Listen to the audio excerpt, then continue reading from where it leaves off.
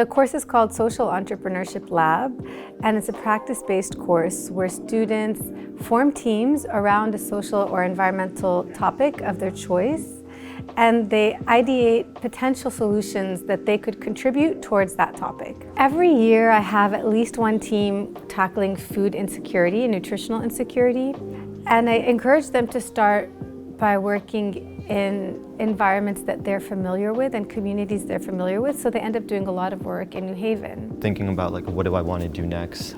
How do I want to use my time here at Yale? I definitely wanted to explore social impact, get some familiarity with some nonprofits and some local organizations, part of the greater New Haven community. What I want to do overall is work at the intersection between business and policy, and specifically kind of with my interest in impact investing and social entrepreneurship. I think it's really beneficial to be able to see firsthand how that works, and honestly I think this class has been phenomenal at providing that experience. One of the main reasons that the social challenges we face today persist is because there's this division between business and society, where someone's role is to maximize profit at the expense of social and environmental inputs, whereas someone else's role is to protect those social and environmental inputs through policy or grassroots activism or whatever. And the only way we're ever going to solve this and to reach the Sustainable Development Goals is when the role of business is to produce, in addition to the super important economic outputs, positive social and environmental outputs. This class is hosted at the School of Management, but there are a lot of non-SOM students that actually take it. We bring different levels of expertise to the table, and I think that's very valuable when we try to tackle such a big problem, right? I'm working with people from the public health school that have a very different dynamic, working with people from the management school who have a very different dynamic, and being able to see all that together has been really cool.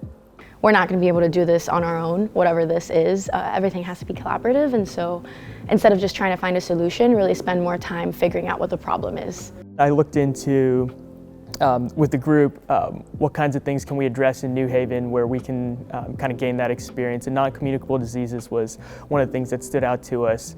A lot of the economic challenges play a big role in non-communicable diseases, so you're able to address both at the same time. And we initially started off with the idea of a food hall that brings together just multiple food entrepreneurs from the area, with the caveat that they would only be featured in our food hall if they had an adjusted menu for those with diabetes and hypertension, because they're two of the most prevalent non-communicable diseases in New Haven. So all that's really changed is that now entrepreneurs are getting together to cook together in the same spaces and then catering, versus having an entire food hall set up with a very big infrastructure. And so we're thinking about what type of curriculum would this look like?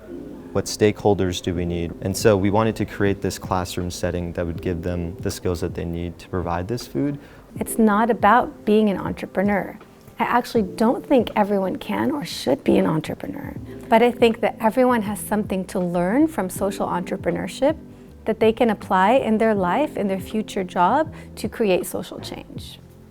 I've made so many incredible connections in New Haven. There's a variety of organizations in the New Haven area, and a lot of them that I'm personally passionate about working with because I've learned about them through this course. We are quite literally living in people's homes, and it's for a very short period of time for many students, and so if you're not directly engaging with the community, you're really missing a really big part of what your experience should be. And so I think this class really opens your eyes to that.